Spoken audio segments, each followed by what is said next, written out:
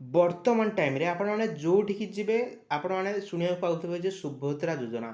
ମୋ ସେବା କେନ୍ଦ୍ର ହେଇଗଲା, ଜନସେବା କେନ୍ଦ୍ର ହେଇଗଲା, ବ୍ୟାଙ୍କ ହେଇଗଲା କିମ୍ବା ଆପଣମାନେ ଯେକୌଣସି ଯୋଉଠି ଆଧାର ଲିଙ୍କ୍ ହେଉଛି ଆପଣମାନେ ଯୁଆଡ଼େ ଯିବେ କେବଳ ସୁଭଦ୍ରା ଯୋଜନା ହିଁ ଦେଖିବାକୁ ପାଉଥିବେ। ତ ଆଜିକା ଭିଡ଼ିଓରେ ଆପଣମାନଙ୍କୁ ସବୁ କିଛି ଡିଟେଲ୍ସ କ୍ଲିୟର କରିଦେବି। ପିଲାଙ୍କ ମନରେ ସବୁ କିଛି ଡାଉଟ୍ ରହୁଛି। ଯିଏ ବି ମୋ ସେବା କେନ୍ଦ୍ର ମୋ ସେବା କେନ୍ଦ୍ର ଧରିକି କେନ୍ଦ୍ର ହେଉ କିମ୍ବା ଜନସେବା କେନ୍ଦ୍ର ହେଉ ସମସ୍ତଙ୍କ ମନରେ କିଛି କିଛି ଡାଉଟ୍ ରହୁଛି। ଫାଷ୍ଟ କଥା ଡାଉଟ୍ କି ଯେଉଁମାନେ ଯେତେବେଳେ ୱେବସାଇଟ୍ ହ୍ୟାକ୍ ହେଇଥିଲା, ଯେଉଁମାନେ ଆପ୍ଲାଏ କରିଛନ୍ତି ସେମାନେ ପଇସା ପାଇବେ କି ନାହିଁ। ନେକ୍ସଟରେ ଯେଉଁମାନେ ବି ଠିକ୍ରେ ଆପ୍ଲାଏ କରିଛନ୍ତି ତାଙ୍କ ଆକାଉଣ୍ଟ ଯେତେବେଳେ ତାଙ୍କର ଆଧାର କାର୍ଡ଼ ନମ୍ବର ଦେଉଛନ୍ତି ଅଲଗା ବ୍ୟାଙ୍କ ଆକାଉଣ୍ଟ ଆସୁଛି, ଯଦି ସେମାନେ ରେଜିଷ୍ଟ୍ରେସନ୍ କରିଦେଇଛନ୍ତି ପଇସା ମିଳିବ କି? ଆଉ ଗୋଟେ କଥା, ଆଧାର କାର୍ଡ଼ରେ ତାଙ୍କ ସ୍ୱାମୀ କିମ୍ବା ବାପାଙ୍କ ନାଁ ନାହିଁ, ସତରେ ଯଦି ନଥିବ ପଇସା ମିଳିବ କି? ଆଉ ପିଲାଙ୍କ ମନରେ ଡାଉଟ୍ ରହୁଛି ଯେଉଁମାନେ ବି ସେପ୍ଟେମ୍ବର 10 ତାରିଖ ପୂର୍ବରୁ ଆପଣମାନେ ଜାଣିଥିବେ OTP ଥ୍ରୋରେ ବା ଇ-କେୱାଇସି ଥ୍ରୋରେ ରେଜିଷ୍ଟ୍ରେସନ୍ ଚାଲିଥିଲା। ବର୍ତ୍ତମାନ ଟାଇମ୍‌ରେ OTP ଥ୍ରୋରେ ମାନେ ହେଉନି, ମାନେ କହିବାକୁ ଗଲେ ବିନା OTPରେ ତା'ର ରେଜିଷ୍ଟ୍ରେସନ୍ ହେଇଯାଉଛି। ସମସ୍ତ ମନରେ ପ୍ରଶ୍ନ ଉଠିଛି ଯେଉଁମାନେ ବି OTP ଦ୍ୱାରା KYC କରିକି ରେଜିଷ୍ଟ୍ରେସନ୍ କରିଛନ୍ତି କ'ଣ ତାଙ୍କୁ 17 ତାରିଖରେ ପଇସା ମିଳିବ? ଆମକୁ 17 ତାରିଖରେ ପଇସା ମିଳିବ ନାହିଁ?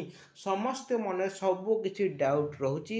ସବୁ କିଛି ଡାଉଟ୍ ଏଇ ଭିଡ଼ିଓ ମାଧ୍ୟମରେ ଆପଣଙ୍କର ପୁରା ଡାଉଟ୍ କ୍ଲିୟର ହେଇଯିବ। କିଛି ବି ଡାଉଟ୍ ହେବନି। ଯଦି କିଛି ବି ଡାଉଟ୍ ରହୁଛି ସୁଭଦ୍ରା ଯୋଜନାକୁ ନେଇକି ନିହାତି ଭାବରେ ଆମ କମେଣ୍ଟ ବକ୍ସରେ ନିଜର ମତାମତ ଦେଇଦେବ। ତ ଫାଷ୍ଟ ଆମ ଚ୍ୟାନେଲକୁ ଭିଜିଟ୍ କରିଥିଲେ ନିହାତି ଭାବରେ ଆମ ଚ୍ୟାନେଲକୁ ସବସ୍କ୍ରାଇବ୍ କରି ରଖିଥାନ୍ତୁ ଏମିତି ଭଲ ଭଲ ରିଲେଟେଡ୍ ଭିଡ଼ିଓ ପାଇବା ପାଇଁ। ଓକେ ଓକେ ସମସ୍ତେ ମାନେ ଫାଷ୍ଟ ଡାଉଟ୍ ରହୁଛି କ'ଣ ସୁଭଦ୍ରା ଯୋଜନା ଯେଉଁମାନେ ଆପ୍ଲାଏ କରିକି ସମସ୍ତଙ୍କୁ ମିଳିବ?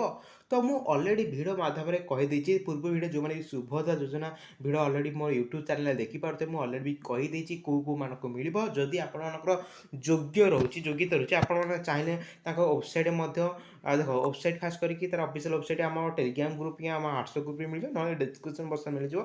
ଯୋଗ୍ୟତା ମାନଦଣ୍ଡ ଲେଖାଯାଇଛି ଅଧିକ ସୂଚନା କରିବା ପାଇଁ। ଆପଣଙ୍କୁ ଅଲରେଡ଼ି କହିଦେଇଛି ଯେଉଁମାନଙ୍କର 21ରୁ 59 ବା କୌଣସି ସରକାରୀ ଚାକିରି କରୁନାହାନ୍ତି କିମ୍ବା ଇନକମ୍ ଟ୍ୟାକ୍ସ ଦେଉନାହାନ୍ତି, ଓକେ ତ ନିହାତି ଭାବରେ ଆପଣମାନେ ଇଲିଜିବୁଲ୍। ଆପଣମାନେ ବି ଯଦି ଆପ୍ଲାଏ କରୁଛନ୍ତି 100% ମିଳିବ। ଯଦି ଆପଣମାନେ ଭୁଲ ଆପ୍ଲାଏ କରିଦେଉଛନ୍ତି, ସପୋଜ୍ ଫାଷ୍ଟ କରି ଗୋଟେ କଥା ଆଧାର କାର୍ଡ଼ ସ୍ୱାମୀ କିମ୍ବା ବାପାଙ୍କ ନାଁ ନାହିଁ, କିଛି ଅସୁବିଧା ହେବ? କିଛି ଅସୁବିଧା ନାହିଁ। ଯଦି ଆପଣଙ୍କର ଯଦି ଆପଣଙ୍କର ସ୍ୱାମୀ କିମ୍ବା ବାପାଙ୍କ ନାଁ ନାହିଁ, ଯଦି ଆପଣ ଫର୍ମଟି ରିଜେକ୍ଟ କରୁଛନ୍ତି ତାହେଲେ ନିହାତି ଭାବରେ ଆପଣଙ୍କର ଏଡ଼ିଟ୍ କରିପାରିବେ, ନହେଲେ ଯଦି ଆପଣ ଫର୍ମଟି ଆଉ ଥରେ ଆପ୍ଲାଏ ମଧ୍ୟ କରିପାରିବେ। ତ ଆଉ ଗୋଟେ କଥା ଯେଉଁମାନେ ବି ଇ-କେୱାଇସି କରିଦେଇଛନ୍ତି ତଥାପି ଭୁଲ କରୁଛନ୍ତି, ସେମାନେ ତ ଆଧାର କାର୍ଡ଼ ଥ୍ରୋରେ ଇ-କେୱାଇସି କରିଦେଇଛନ୍ତି ମାନେ OTP କିମ୍ବା ତାଙ୍କ ଫିଙ୍ଗର ପ୍ରିଣ୍ଟ ବା ଆଇ ପ୍ରୋଟେକ୍ସନ୍ ଥ୍ରୋରେ ଆପଣ ଇ-କେୱାଇସି କରିଦେଇଛନ୍ତି। ତ ଆପଣମାନେ ଆଗୁଆ କେମିତି ଆଉ ଥରେ ରେଜିଷ୍ଟ୍ରେସନ୍ କରିବେ?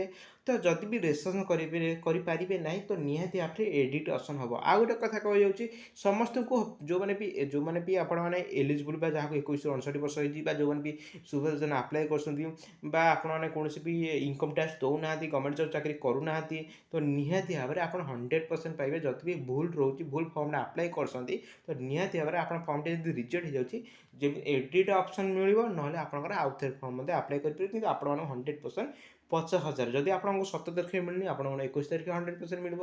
ଯଦି ଆପଣଙ୍କୁ 21 ତାରିଖରେ ମିଳିନି ଆପଣଙ୍କୁ ନେକ୍ସଟ ଆପଣଙ୍କର ଇନଷ୍ଟଲମେଣ୍ଟରେ ମଧ୍ୟ ମିଳିଯିବ। ଆପଣ ଜାଣିଥିବେ ବର୍ଷକୁ 2 ଥର ମିଳିବ, ଗୋଟେ ରାକ୍ଷୀ ପୂର୍ଣ୍ଣିମାରେ ଆଉ ଗୋଟେ ହେଉଛି ଇଣ୍ଟରନ୍ୟାସନାଲ୍ ଓମେନ୍ ଡେ ଯାହାକୁ ଆମେ କହୁଛେ ଆନ୍ତର୍ଜାତିକ ମହିଳା ଦିବସରେ ମିଳିବ।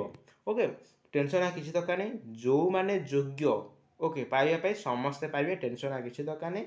ଆରାମସେ ଆଉ ଗୋଟେ କଥା କହିଦେଉଛି, ଦେଖ ମୋ ମନରେ ପ୍ରଶ୍ନ ଉଠିଛି ଯେଉଁମାନେ OTP ଥ୍ରୋରେ ରେଜିଷ୍ଟ୍ରେସନ୍ କରିଛନ୍ତି ନିହାତି ଭାବରେ ଆଙ୍କର 17 ତାରିଖରେ ପେମେଣ୍ଟ ହେଇଯିବ ମୋ ହିସାବରେ। କାରଣ 17 ତାରିଖରେ କ'ଣ ଆମର ନରେନ୍ଦ୍ର ମୋଦିଙ୍କ ଜନ୍ମଦିନ ଅବସରରେ ତାଙ୍କ 17 ତାରିଖ ଦିନ ମୁଁ ଯାହା ବି ଅପଡ଼େଟ୍ ପାଇବାକୁ ଚାହୁଁଛି OTP ଥ୍ରୋରେ ଯେଉଁମାନେ କରିଛନ୍ତି 17 ତାରିଖରେ ମିଳିବ। ଆଉ ଯେଉଁମାନଙ୍କର ପେଣ୍ଡିଂ ବା ଏବେ ଯେଉଁ ଫର୍ମ ପଡ଼ୁଛି ବିନା OTPରେ ଯେଉଁ ରେଜିଷ୍ଟ୍ରେସନ୍ ହେଇଯାଉଛି ତ ନିହାତି ଭାବରେ ଆପଣ ଫାଷ୍ଟ କରି ଇ-କେୱାଇସି ଅପଡ଼େଟ୍ କରିବେ, ଯାଇକି ଆପଣଙ୍କର ପଇସାଟା ମିଳିବ। ଇ-କେୱାଇସି ଅପଡ଼େଟ୍ଟା କେବେଠୁ ହେବ ଆଶା କରୁଛି ବହୁତ ଜଲ୍ଦି ଆସିଯିବ। ଆଶା କରୁ ଦେଖିବା କ'ଣ ହେଉଛି ଆଗକୁ ସବୁ ଅପଡ଼େଟ୍ ଆସିଲେ ଆପଣମାନେ ସବୁ କିଛି ଆମ ଚ୍ୟାନେଲ୍ ମାଧ୍ୟମରେ ପାଇଯିବେ। ଚ୍ୟାନେଲକୁ ସବସ୍କ୍ରାଇବ୍ କରି ରଖିଥାନ୍ତୁ।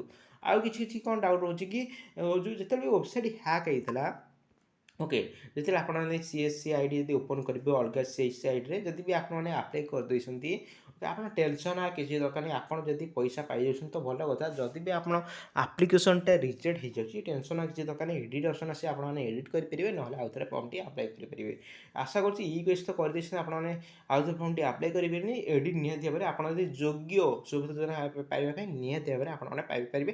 ଟେନସନ୍ ଆଉ କିଛି ଦରକାର ନାହିଁ। ଆପଣମାନେ ଯେଉଁମାନେ ବି ଜାଣିପାରିଥିବେ, ଯେଉଁମାନେ ବି ଭୟ କରୁଥିଲେ କାଳିଆ ଯୋଜନା ଆମକୁ ଯେଉଁମାନେ ଆପ୍ଲାଏ କରିବେ କେବଳ ଥରେ ଆପ୍ଲାଏ କରିପାରିବେ, ଯେଉଁମାନେ କାଳିଆ ଯୋଜନା ପାଉନାହାନ୍ତି ଆଉ ଥରେ ଆପଣମାନେ ଆବେଦନ କରିପାରିବେନି। ଆପଣ ନିଜେ ବି ଦେଖନ୍ତୁ କାଳିଆ ଯୋଜନା ଏବେ ସିଏମ୍ କିଷାନ ଯୋଜନା ହେଇଯାଇଛି। ଆପଣମାନେ ଯେଉଁମାନେ ବି ମାନେ ଏବେ ସୁଦ୍ଧା ଆପ୍ଲାଏ କରିନାହାନ୍ତି ନିହାତି ଭାବରେ ଆପଣମାନେ ଆପ୍ଲାଏ କରିଦିଅନ୍ତୁ। ଅଲରେଡ଼ି ତାର ରେଜିଷ୍ଟ୍ରେସନ୍ ଡେଟ୍ ଅଲରେଡ଼ି ତାର ରେଜିଷ୍ଟ୍ରେସନ୍ ହେଇଗଲାଣି। ନିହାତି ଭାବରେ ତା ପୂର୍ବ ଭିଡ଼ିଓ ମୋର ଅଲରେଡ଼ି ବି କାଳିଆ ଯୋଜନା ବିଷୟରେ ବି ସରି ଆମ ସିଏମ୍ କିଷାନ ଯେଉଁଟାକି କାଳିଆ ଯୋଜନା ହେଇଥିଲା ଏବେ ସିଏମ୍ କିଷାନ ଯୋଜନା ଅଲରେଡ଼ି ଭିଡ଼ିଓ ଅପଲୋଡ଼ କରିଦେଇଛି। ଆପଣ ଚାହିଁଲେ ମଧ୍ୟ ସେଇ ଭିଡ଼ିଓ ଦେଖିପାରିବେ।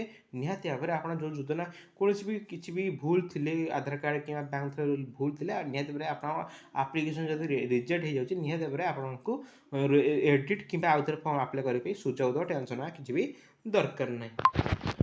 ମୋର ଭିଡ଼ିଓ କରିବାର ମତଲବ ଏଇକି ଯେ କିଛି ବଡ଼ ବଡ଼ ୟୁଟ୍ୟୁବର ଓକେ ଯାହାର ବି ସବସ୍କ୍ରାଇବର 2 ଲକ୍ଷ 3 ଲକ୍ଷ ସବସ୍କ୍ରାଇବର କହୁଛନ୍ତି କି ଏମିତି କାମ କଲେ ତୁମକୁ ସୁଭଦ୍ରା ଯୋଜନା ମିଳିବ ନାହିଁ। ବେକାରିଆ ଜିନିଷ କଥା କାହା କଥା ଶୁଣୁନି। ଆପଣ ଯଦି ଯୋଗ୍ୟ ଓ ମାନେ ଯାହା ବି ମୁଁ ଅଲରେଡ଼ି ତାର ଭିଡ଼ିଓ ମାଧ୍ୟମ କରିଦେଇଛି କେଉଁ ମାନେ ସୁଭଦ୍ରା ଯୋଜନା ଆପ୍ଲାଏ କରିପାରିବେ। ଯଦି ଆପଣଙ୍କର ଯୋଗ୍ୟ ନିହାତି ଭାବରେ 100% ପାଇବେ। ଯଦି ବି ଆପ୍ଲିକେସନ୍ ପାଇଁ ରିଜେକ୍ଟ ହେଇଯିବା କୌଣସି ତରଫରୁ ରିଜେକ୍ଟ ହେଇଛି ନିହାତି ଭାବରେ ଆପଣମାନଙ୍କୁ ଏଡ଼ିଟ୍ ଅପସନ୍ ନିହାତି ଭାବରେ ଦେବ, ନହେଲେ ଆଉ ଥରେ ଆପ୍ଲାଏ କରିପାରିବ। ତ ଆଉ ଗୋଟେ କଥା କହିଦେଉଛି ଯେଉଁମାନେ ସୁଭଦ୍ରା ଯୋଜନା ଅଲରେଡ଼ି ଆପ୍ଲାଏ କରିଛ, ଯେଉଁମାନେ ବି ଆପ୍ଲାଏ କରିନ, ଯେଉଁମାନେ ଆପ୍ଲାଏ କରିଦେଇଛ ଯେଉଁ ଆକାଉଣ୍ଟଟା ଦେଇଛ ଫର୍ମରେ ସେଇ ଆକାଉଣ୍ଟ ଥ୍ରୋରେ ଯାଇକି ଆଧାର ଲିଙ୍କ ଯଦି ହେଇଯାଇଛି ତ ଭଲ କଥା। ଯଦି ଆଧାର ସିଡ଼ିଂ ହେଇନି ନିହାତି ଭାବରେ କରିଦେବେ। ବ୍ୟାଙ୍କକୁ କୌଣସି ଗୋଟେ ଯାଇ ବ୍ୟାଙ୍କକୁ ଯାଇ ମାଗିବ ଆଧାର ସିଡ଼ିଂ ଫର୍ମ ଦେବେ। ନିହାତି ଭାବରେ ଆଧାର କାର୍ଡ଼ ଆପଣମାନେ ନିଜ ଫଟୋ ଯାହା ବି ଆପଣଙ୍କର ଆଧାର କାର୍ଡ଼ ଜେରକ୍ସ ଯାହା ବି ତୁମକୁ ବ୍ୟାଙ୍କ ଥ୍ରୋ କହିଦେବ ନିହାତି ଭାବରେ ଆପଣମାନେ ଯାଇକି ଫର୍ମଟି ଆପଣ ବ୍ୟାଙ୍କକୁ ଦେଇଦେବେ। ନିହାତି ଭାବରେ ଲିଙ୍କ ହେଇଯିବ ଆପଣ ଯେଉଁ ଫର୍ମରେ ଯେଉଁ ବ୍ୟାଙ୍କ ଆକାଉଣ୍ଟ ଦେଇଛନ୍ତି। ଠିକ୍ ଅଛି। ଆଉ ଯେଉଁମାନେ ଆପ୍ଲାଏ କରିନାହାନ୍ତି ନିହାତି ଭାବରେ ଆପଣମାନେ ଯେଉଁ ବ୍ୟାଙ୍କ ଅଛି ସେ ବ୍ୟାଙ୍କକୁ ଫାଷ୍ଟ କରି ଚେକ୍ କରନ୍ତୁ ଆଧାର କାର୍ଡ଼ ସହିତ ବ୍ୟାଙ୍କ ଲିଙ୍କ ଅଛି କି ନାହିଁ। କେମିତି ଚେକ୍ କରିବେ ମୁଁ ଅଲରେଡ଼ି ଆମ ଭିଡ଼ିଓ ଅଲରେଡ଼ି ଭିଡ଼ିଓ ମାନେ ଅଲରେଡ଼ି ବି ଅପଲୋଡ଼ କରିଦେଇଛି। କେମିତି ଚେକ୍ କରିବେ ନିଜ ବ୍ୟାଙ୍କ ଆକାଉଣ୍ଟ ସହିତ ଆଧାର କାର୍ଡ଼ ଲିଙ୍କ ହେଇଛି କି ନାହିଁ। ଯଦି ବି ଲିଙ୍କ ହେଇନି କେମିତି ମାନେ ଲିଙ୍କ କରିବେ ଅଲରେଡ଼ି ବି କହିଦେଇଛି। ତଥାପି ମୁଁ କହିଦେଉଛି ଯଦି ଲିଙ୍କ ଅଛି ତ ଭଲ କଥା। ଯଦି ଲିଙ୍କ ନାହିଁ ନିହାତି ଭାବେ ବ୍ୟାଙ୍କକୁ ଯାଇକି ଫର୍ମ ଅଫଲାଇନ୍ ଥରେ କରିଦିଅନ୍ତୁ, ନହେଲେ ଅନଲାଇନ୍ରେ ମଧ୍ୟ ହେଉଛି। ଆପଣ ଭଲ ବେଟର୍ ହେବ ଆପଣ ବ୍ୟାଙ୍କକୁ ଯାଇକି ମଧ୍ୟ କରିଦିଅନ୍ତୁ। ଓକେ ଆଶା କରୁଛି ଭିଡ଼ିଓଟି ବହୁତ ହେଲ୍ପଫୁଲ୍ ହେଇଥାଏ। ଯଦି ବି କିଛି ବି ଡାଉଟ୍ ଅଛି ନିହାତି ନିଜର କମେଣ୍ଟ ବକ୍ସରେ ନିଜର ମତାମତ ଦିଅନ୍ତୁ। ଆଶା କରୁଛି ଭିଡ଼ିଓଟି ବହୁତ ହେଲ୍ପଫୁଲ୍ ହେଇଥାଏ। ନିହାତି ଭାବରେ ଅନ୍ୟମାନଙ୍କୁ ମଧ୍ୟ ସେୟାର କରନ୍ତୁ, ସେମାନେ ମଧ୍ୟ ସବୁ କିଛି ଡିଟେଲ୍ସ ମଧ୍ୟ ଜାଣିପାରିବେ।